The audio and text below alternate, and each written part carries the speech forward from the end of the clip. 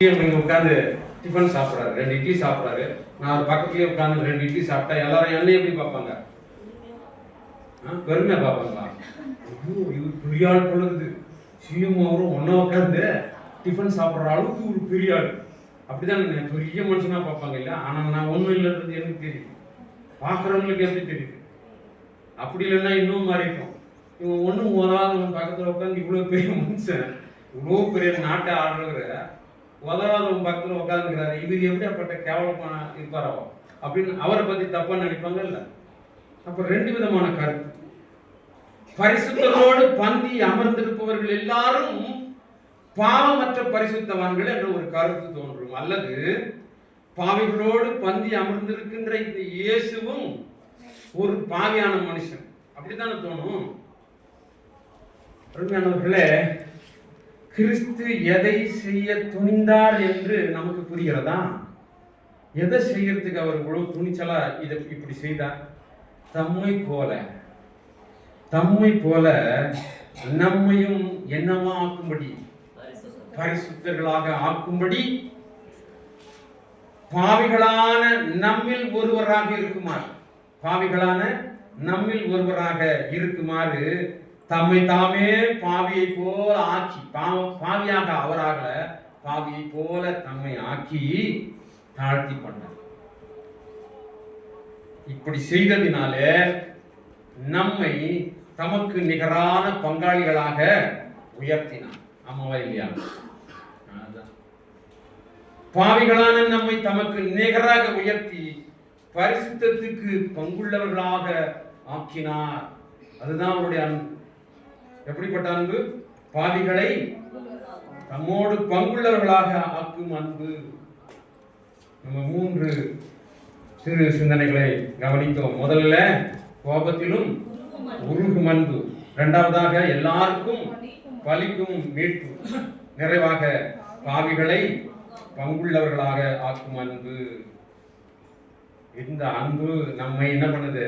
இன்றைக்கும் தேடுது, இன்றைக்கும் நம்மை அழைக்கிறது. 1 தீமோத்தேயு நான் வாசித்தோம்ல, 2ஆம் அதிகாரம் 4ஆம் வசனம் என்ன சொல்லுது? எல்லா மனுஷரும் ரட்சிக்கப்படவும் சத்தியத்தை அறிகிற அறிவை அடையவும் அவர் விருப்பம் உள்ளவராக இருக்கிறார். அவருக்கு என்ன விருப்பம்? எல்லா மனுஷரும் ரட்சிக்கப்படணுங்கிறது தான் அவருடைய. நான் ரட்சிக்கப்பட்டிருக்கேனா? கடவுளுக்கு நான் ரட்சிக்கப்படணுன்ற ஆசை மனசு முழுக்க இருக்கு. ஆனா யாருக்கு இருக்கணும்? அவருக்கு மட்டும் இருந்தா போதுமா? என்னுடைய ரட்சிப்புக்கு தேவையானது எல்லாத்தையும் அவர் செஞ்சு முடிச்சிருக்கிறார்.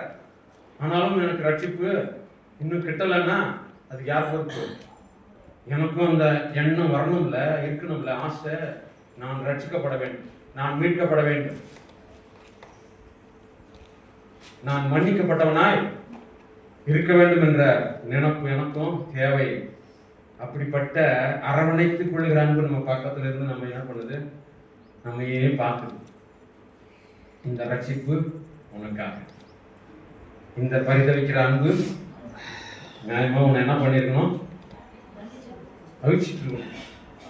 ஆனாலும் நான் எப்படி அழைப்பேன்?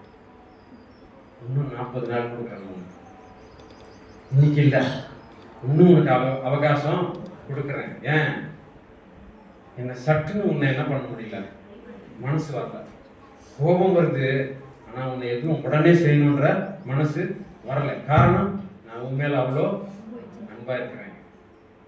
அன்பானவர்களே, ஆண்டவருடைய இரக்கம் நம்மோடு இருப்பதாக. ஆமென்.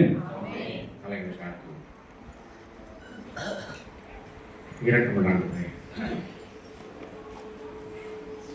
எங்களை அரவணைத்துக் கொள்கின்ற உம்முடைய அன்பை, கோபத்திலும் உருகுகின்ற அன்பை, நாங்கள் எல்லாரும் மீட்கப்பட வேண்டும் என்கின்ற வாஞ்சிக்கிற உடைய இருதயத்தின் விருப்பத்தை, பாவிகளாக எங்களை உமக்கு நிகராக உயர்த்தி உயர்ந்தவராயிருக்கிற பரிசுத்தராகிய நீர் எங்களுக்கும் கீழாக உம்மை தாழ்த்தி எங்களை உமக்கு பங்குள்ளவர்களாக ஆக்கும்படியாய் அன்பு செய்கிறே. உமக்காக நன்றி படைக்கிறோம். உடைய பலிக்கும் அன்பு, பலிக்கும் மீட்பு, பாவிகளை பங்குள்ளவர்களாக ஆக்கும் அன்பு, கோபத்திலும் எங்கள் மேல் உருகும் அன்பு எங்களை ஆட்கொள்ளட்டும். இயேசுவின் நாமத்தில் வேண்டிக் கொள்கிறோம் நல்ல பிதாவே. ஆமென். ஆமென்.